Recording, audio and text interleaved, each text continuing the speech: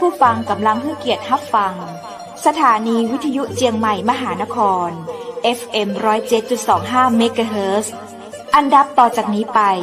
เจิญอู้จ๋ากำเมืองกับดีเจคำเพชรเจ้า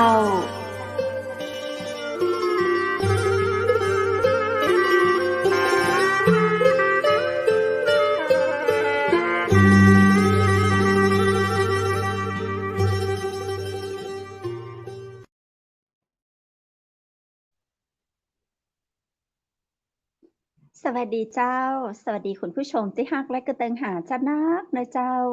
ยินดีต้อนรับเข้าสู่รายการอู้จากกำเมืองตังเจียงใหม่มหานครแพร่ภาพออกอากาศรายการสดจากอาคารวังสิงคำเมืองวัดเจียงใหม่เจ้าคุณผู้ชมและคุณผู้ฟังเจ้าปิกะปะกะข้าเจ้าดีเจคำเพชรเจนเกยนะเจ้าป้ากันในเวลาดีๆจะอีเจ้าวันนี้นั้นตัดกับวันอังคารที่4เดือนเมษายน2566เจ้ามาอู้มาจากกำเมืองตยการหลังฟังข่าวพระราชสำนักฟังตัง FM 107.25 เมกะเฮิรตซ์สถานีวิทยุเชียงใหม่มหานครและในช่วงเวลาดีๆจะอีนะเจ้าเฮาก็จะมาไลฟ์สดผ่านYouTube ช่องเชียงใหม่มหานครตัวแหมเจิญติดตามชมและฟังได้นะเจ้าวันนี้ตั้งรายการเฮาจะปาไปแอวไปพ่อไปกอยปอยสั่งลองที่จังหวัดแม่ฮ่องสอนเจ้าวันนี้เฮาเลือกเอาที่วัดศรีบุญเรืองอำเภอแม่เสลียงจังหวัดแม่ฮ่องสอนมาชมและติดตามภาพสดๆกันได้เลยเจ้า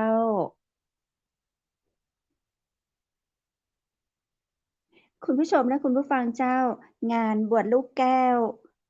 ถือว่าเป็นหนึ่งในโลกประเพณีปอยสั่งลองของจังหวัดแม่ฮ่องสอนเลยนะเจ้าในปีนี้เจ้าตังทททแม่ฮ่องสอนก็ขอเชิญนะเจ้าเชิญชวนร่วมงานประเพณีปอยสั่งลองประจำปี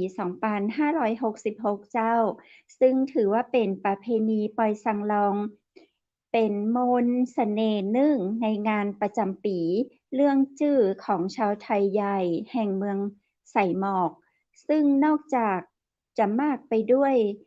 สีสันงดงามเป็นเอกลักษณ์แล้วนะเจ้ายังเป็นงานบุญที่เปี่ยมไปด้วยพลังแห่งศรัทธาอันทรงคุณค่า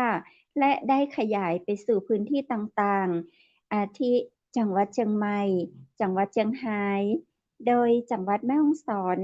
นับเป็นต้นแบบของการจัดประเพณีปอยสั่งลองของประเทศไทยเลยเจ้า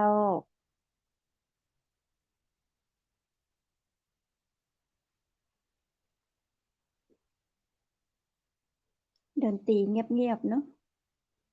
ไอ้หลุยเจ้ามีมีเสียงบรรเลงดนตรีก็เจ้าคุณผู้ชมและคุณผู้ฟังเจ้าประเพณีปอยสั่งลองหรือว่าการบวชลูกแก้วนะเจ้าหรือเปิ้นตังภาคกลางเปิ้นก็จะฮ้องบวชบรรพชาสามเณรในช่วงฤดูร้อนนะเจ้า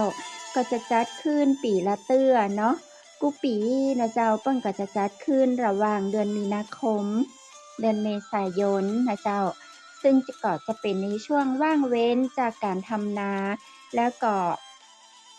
มีความอุดมสมบูรณ์ในเรื่องของอาหาร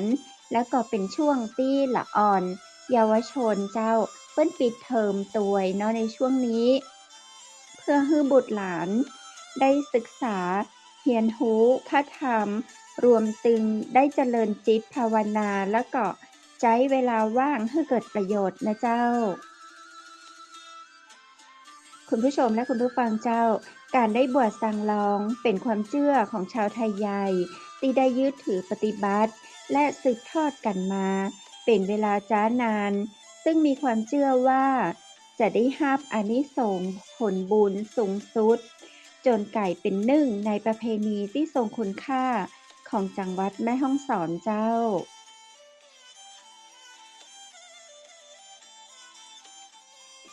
ในการนี้จังหวัดแม่ฮ่องสอนก็ถือคติในการบวชเน้นที่จำลองมาแบบพุทธประวัตินะเจ้าของพระพุทธเจ้าป ตอนเป็นเจ้าชายสิทธัตถะและก่อนออกผนวดจึงต้องแต่งกายสั่งลองฉลองการฮื้อสง่างามตามแบบกษัตริย์พม่าโบราณมีการแต่งกายที่น่าพอเนาะมาว่าจะเป็นในเรื่องของการนุ่งจงกระเบนนะเจ้าสวมเสื้อมีใช้เชิงงอนปักดิ้นไหมประดับด้วยเพชรนินจินดาตึงสร้อยกำไลแหวนนะเจ้าศีรษะเราก็จะเห็นว่ามีการโพกด้วยผ้าแพรและประดิษฐ์ด้วยดอกไม้มีคนคอยกังล่มทองคำกันแดดนะเจ้ามีพี่เลี้ยงส่วนตัวคอยดูแลสั่งลองอย่างใกล้ชิดซึ่งจัดกุ๊ปปีเจ้าอันนี้ก็แสดงถึงความศรัทธาอันแรงกล้าของพระพุทธศาสนาของชุมชนท้องถิ่นชาวไทยใหญ่ตลอดจนเป็นการสืบสานขนบธรรมเนียมประเพณีอันดีงามที่เป็นเอกลักษณ์คือสวยงามตามแบบประเพณีล้านนาของชาวไทยใหญ่หรือว่าชาวไตอย่างแท้จริงซึ่งมีพิธีกรรมทางพุทธศาสนาเจ้าทำให้ประเพณีปอยสั่งลองได้รับความสนใจจากนักท่องเที่ยวและชาวไทยรวมถึงชาวต่างชาติตัวยเนาะเปิ้นก็จะเดินทางมาแอวมาพอนะเจ้า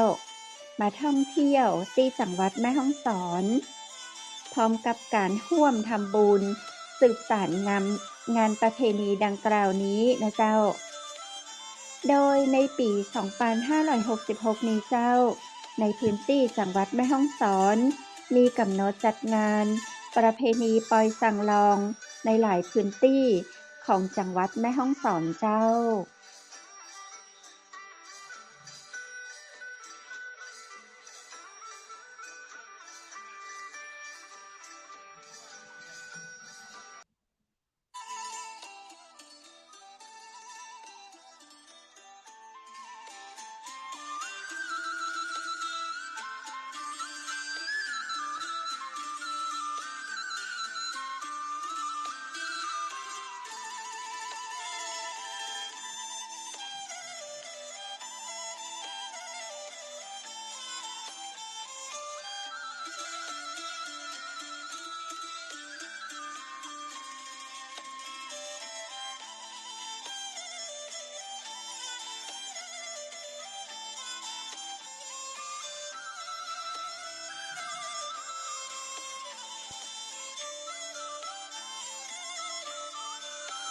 คุณผู้ชมและคุณผู้ฟังเจ้า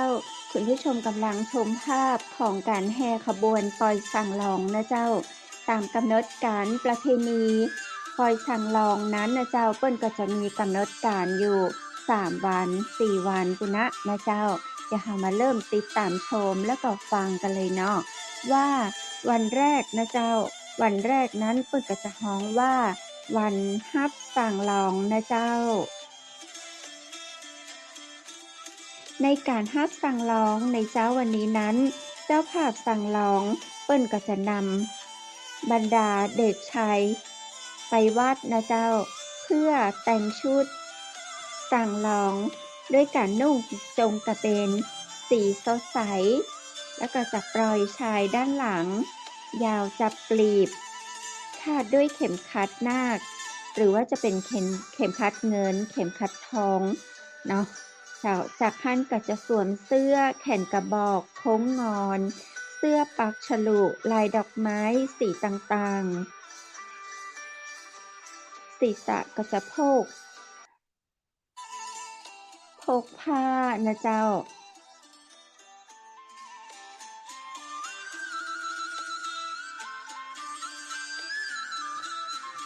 บริเวณศีรษะที่โพกผ้าหันเราก็จะพอเห็นนะเจ้าเปิ้นจะแบบคล้ายๆกับแพรเกล้ามวยเนาะเสียบด้วยดอกไม้นะเจ้า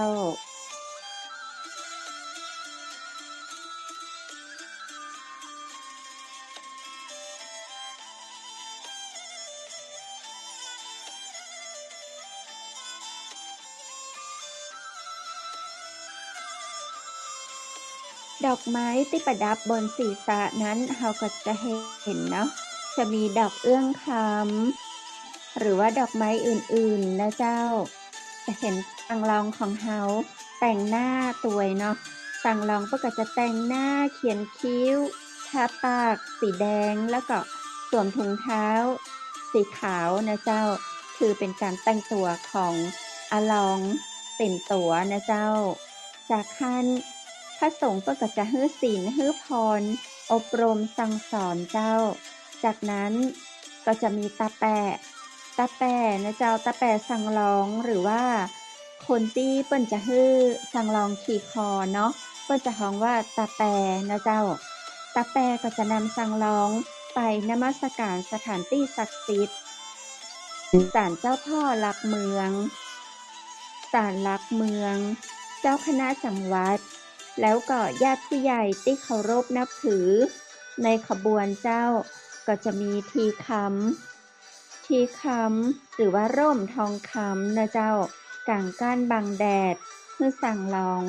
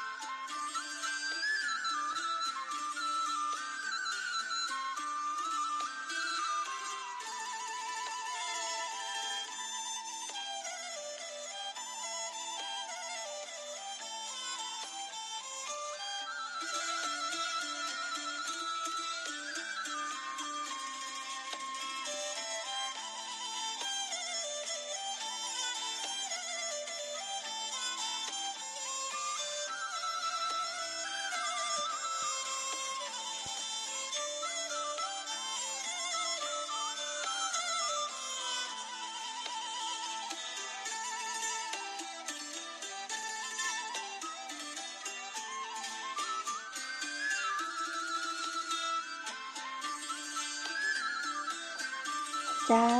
คุณผู้ชมและคุณผู้ฟังเจ้าตอนนี้อยู่กับข้าเจ้าดีเจคำเพชรนะเจ้าตาไปทำบุญ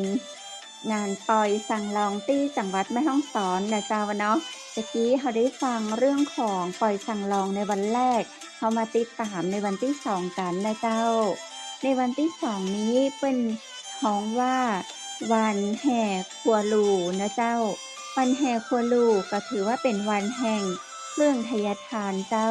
อันนี้จะมีการแห่สังรองกับเครื่องทยทานจากวัดปังล้อเนาะไปตามถนนสายต่างๆในช่วงเจ้าก็จะมีผู้มีจิตศรัทธาร่วมขบวนมากมายนะเจ้าเพื่อช่วยกันแบกหาม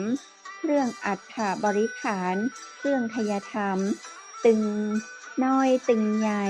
ขบวนแห่ก็จะประกอบไปด้วยจีเจนะเจ้าจีเจหรือว่ากังสดานเจ้าม้าเจ้าเมืองต้นตะเตสาพระพุทธต้นตะเตสาพระสงฆ์ปุ๊กข้าวแตนเทียนเงินเทียนทองพุ่มเงินพุ่มทอง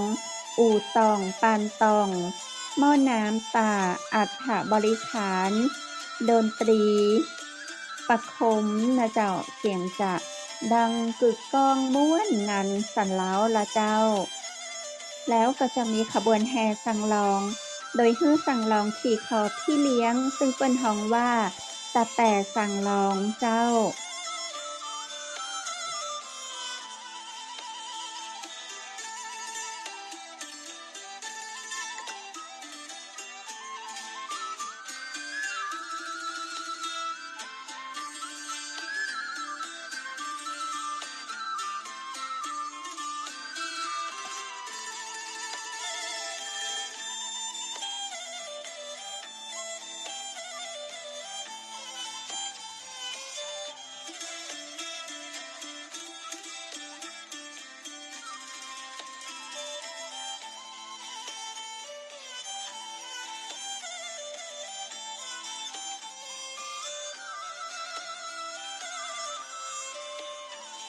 เจ้าคุณผู้ชมและคุณผู้ฟังกำลังอยู่กับข้าเจ้าดีเจคำเพชรนะเจ้าปาทำบุญงานปอยสังรองตี้จังหวัดแม่ฮ่องสอนนะเจ้าในค่ำคืนนี้เฮาเก็บภาพ มาจากจังหวัดแม่ฮ่องสอนกันเลยทีเดียวส่วนใหญ่ภาพที่เราได้ติดตามชมอยู่ตอนนี้นั้นก็จะเป็นภาพจากงานปอยสังลองที่วัดศรีบุญเรืองอำเภอแม่เสลียงจังหวัดแม่ฮ่องสอนเจ้า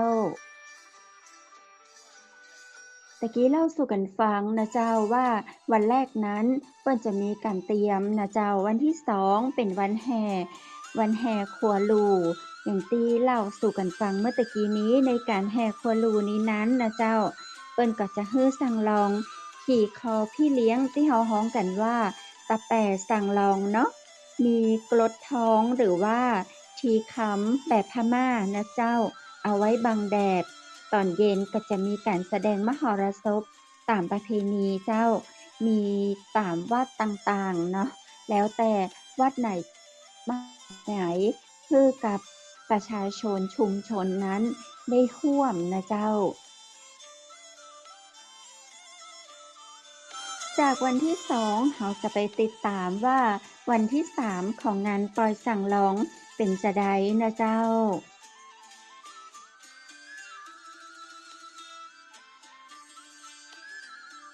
ในส่วนของการจัดกิจกรรมปอยสั่งร้องนะเจ้าเทศกาลปอยสั่งร้องในวันที่3นั้นโดยทั่วไปนะเจ้าภาษาตังแม่ฮ่องสอนเปิ้นจะฮ้องกันว่าวันข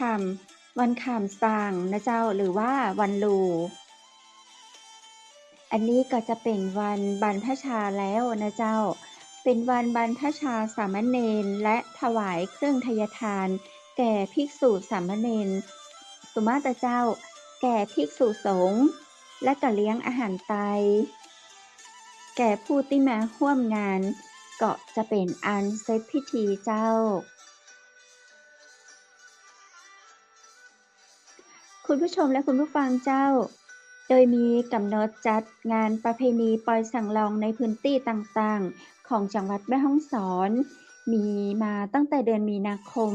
มาจนถึงเดือนเมษายนนี้ท่านใดที่สนใจอยากจะร่วมทำบุญไปแอวชมถ่ายภาพงามๆเก็บไว้เป็นที่ระลึกก็ยังตานได้อยู่นะเจ้าก็เดี๋ยวเทศจะแจ้งกำหนดการที่มีมาแล้วก็จะยังคงมีอยู่เพื่อได้รับรู้และเราก็จะได้ไปตามกิจกรรมดังกล่าวได้เนาะเริ่มกันที่อำเภอเมืองแม่ฮ่องสอนเด้อเจ้าในวันแห่ครัวลูเนาะเปิ้นก็มีมาเมื่อวันที่22ถึง25มีนาคมที่วัดแม่สะกึดนะเจ้าวันที่26ถึง31มีนาคมที่วัดนาป่าแปกเจ้าวันที่3ถึงวันที่5เมษายนที่วัดปางล้ออย่างวันนี้วันอังคารที่4นะเจ้าวันพรุ่งนี้อย่างตอนเนอร์สำหรับการไปร่วมงานปอยสั่งลองที่วัดปางล้ออำเภอเมืองจังหวัดแม่ฮ่องสอนเจ้า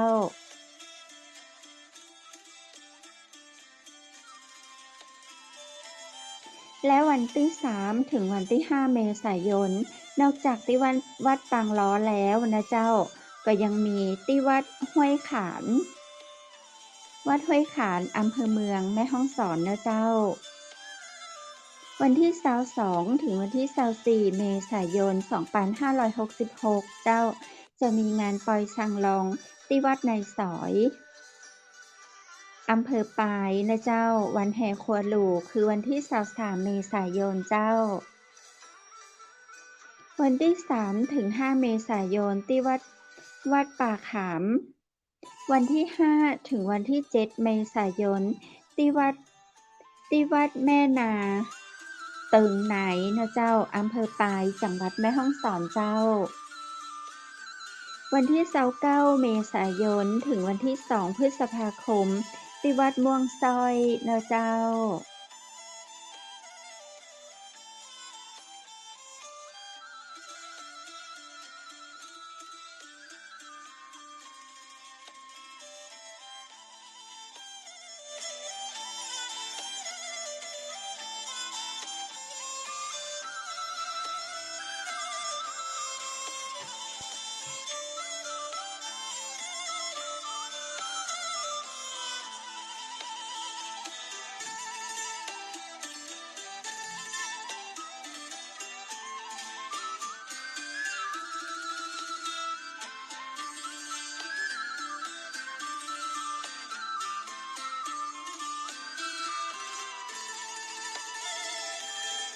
เจ้าคุณผู้ชมและคุณผู้ฟังเจ้าในวันที่2ถึงวันที่4เมษายนนั้นก็จะมีที่วัดศรีบุญเรืองอำเภอแม่เสลียงเนาะเจ้าวันที่7ถึงวันที่9เมษายนเจ้ามีที่วัดสุพรรณรังสีอำเภอแม่เสลียงสุมาตรเจ้าอำเภอปางมะผ้านะเจ้าวันที่20ถึงวันที่22มีนาคมจะมีที่วัดวันที่25ถึง28มีนาคมจะมีที่สำนักสงฆ์ถ้ำพญางูอำเภอขุนยวมจังหวัดแม่ฮ่องสอนเจ้า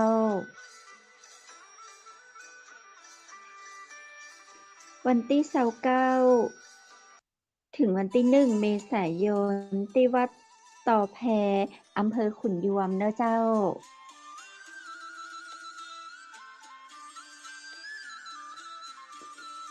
มาปังอำเภอแม่ละน้อยก็มีเหมือนกันแม่ละน้อยมีวันที่3ถึง5เมษายนที่วัดคำในอำเภอแม่ละน้อยเจ้า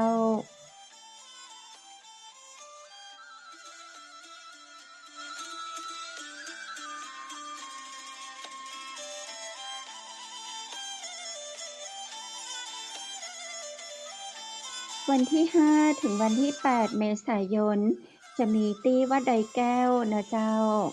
ก็ขอเชิญพุทธศาสนิกชนทุกคนทุกท่านรวมถึงนักท่องเที่ยวท่านใดที่สนใจนะเจ้าอยากจะร่วมงานบุญปล่อยสั่งลองแต่ละวัดอย่างที่เพจเอามาแจ้งให้ได้รับทราบนะเจ้าหรือว่า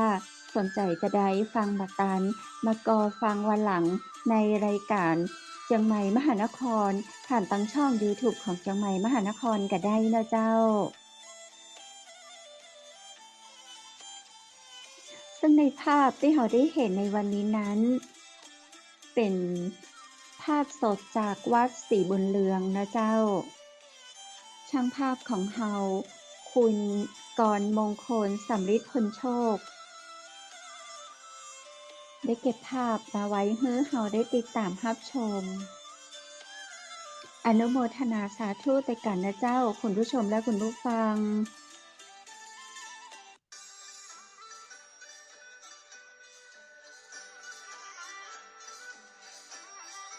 สถานีวิทยุเชียงใหม่มหานครเจ้าก็ขอขอบคุณการท่องเที่ยวแห่งประเทศไทยทททสำนักงานแม่ฮ่องสอนซึ่งฝากข่าวประชาสัมพันธ์ขอเชิญจวนแอวงานเทศกาลปอยสังลองของจังหวัดแม่ฮ่องสอนนะเจ้าถือว่าเป็นการร่วมชมชื่นชมความสวยงามของวัฒนธรรมชาวไทยใหญ่และขบวนแห่สังลองอันยิ่งใหญ่ตระการตาในงานประเพณีปอยสังลองประจำปี 2566 ณ จังหวัดแม่ฮ่องสอนเจ้า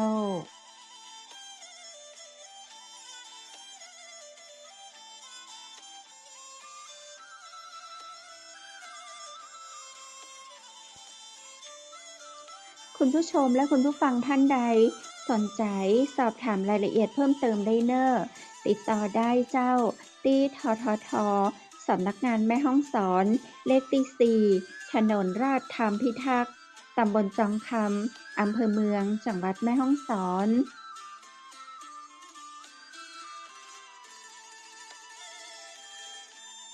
หรือจะติดต่อที่เบอร์โทรศัพท์ทททนะเจ้าเบอร์โทร053-612-982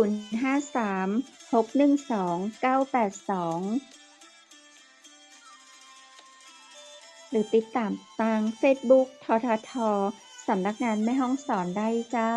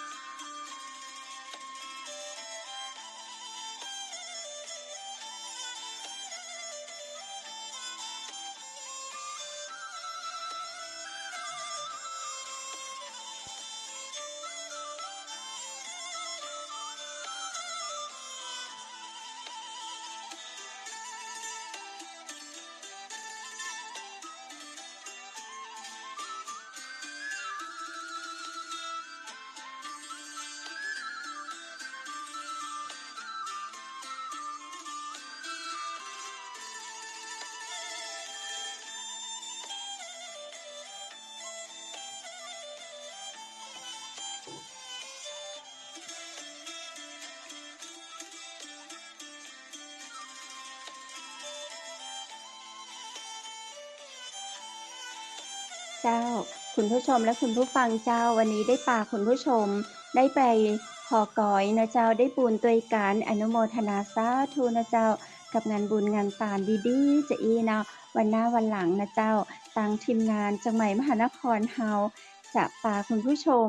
ไปตังใดแห่มนั้นอย่าลืมติดตามได้นะเจ้าตัง Facebook ตังเพจแล้วก็ YouTube ของจังใหม่มหานครเจ้าสำหรับวันนี้นั้นรายการเฮาก็คงจะต้องลาจากคุณผู้ฟังไปนี่ก่อนละเนอะวันนี้ก็ต้องขอขอบคุณ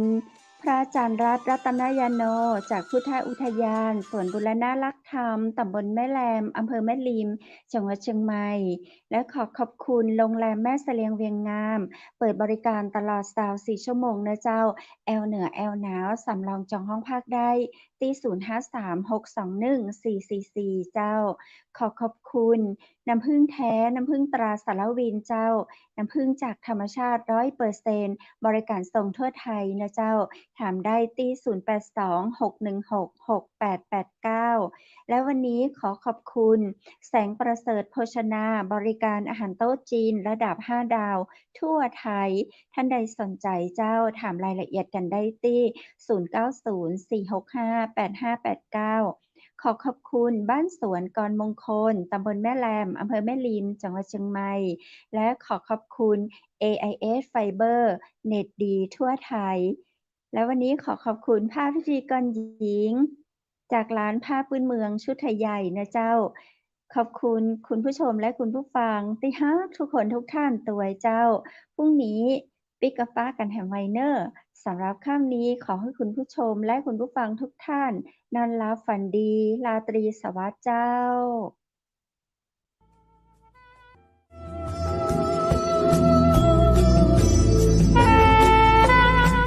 ดอยสุเทพเป็นสี